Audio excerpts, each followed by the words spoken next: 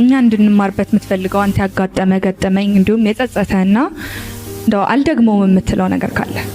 ዋው የሚገርም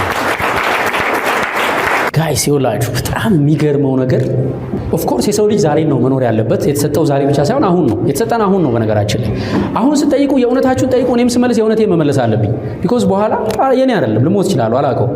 ስለዚህ የመጨረሻ ቃሌ እንኳን ቢሆን የመድረክ የመጨረሻው ልቤ ውስጥ ያለውን ተናግሬ ነው መሄድ ያለብኝ። እናንተም እንደዛው። እሺ ምን ማለት ነው? የሚኖረው አሁን ነው፣ ግን እግዚአብሔር ግን ለኛ ነገ አለው አይደል? በነፍስም ነገ አለን፣ በስጋም ነገ አለው። አሁን እኔ ሃይ ስኩል እያለሁ በጣም ማዝነው በጣም ዲፕሬሽን ውስጥ ገብቼ በቃ ለዚህ ነው የተፈጠርኩት ያልኩባቸው ጊዜዎች ነበሩ። ሪሌሽንሺፕ ውስጥ ሮንግ ሪሌሽንሺፕ ውስጥ ገብቼ ያለ እድሜ ስህተት ሰራሁባቸው ጊዜዎች ነበሩ። በዛ ታይም እኔ የሚመስለኝ ህይወቴ ያ ነበር የሚመስለኝ። አንዳንዴ ሊገጥማችሁ ይችላል። እሺ በህይወታችሁ የሆነ ታይም ላይ በቃ ይልሻል፣ አንቺ ዊንታ በቃችሁ ነች፣ ዊንታ አለቀች ይልሻል። ኢምራን በቃ ህይወቴ ይሄው ነው፣ በቃ ተከድታ አትፈልግም፣ ሰው አይወድም፣ በቃ ቻው።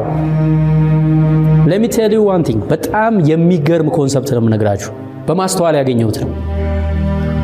ሰይጣን 7000 ዓመት የሥራ ልምድ አለው።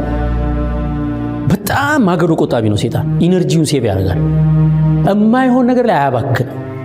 እሺ ለምሳሌ ኦሬዲ የተሳሳተን ሰው ሰይጣን አያሳስትም፣ አይደክምም እንዴ? ኦሬዲ አንተ የተሳሳተ መንገድ ላይ ገብተህ ከሆነ በቃ ይሄን ባች አንተ ጨርስልኝ ብሎ እሱ ሌላ አዲስ ባች ፍለጋ ነው የሚሄደው። ገብቷችኋል? ሰይጣን የሚደክመው የሚያዋጣ ነገር ላይ ነው። ከኛ በላይ ቢዝነስማን ነው ሰይጣን። ካልኩሌሽኑ ሰርቶ የሚያዋጣው ላይ ነው የሚደክመው። ሶ አንቺ ጋር መጥቶ እየተፈታተነሽ ከሆነ if you are in depression ጨለማ የሚታይሽ ከሆነ የሆነ በቃ ደብሮሽ ህይወት ያበቃ እያልሽ ከሆነ ሰይጣን ያየውን አይቶ ነው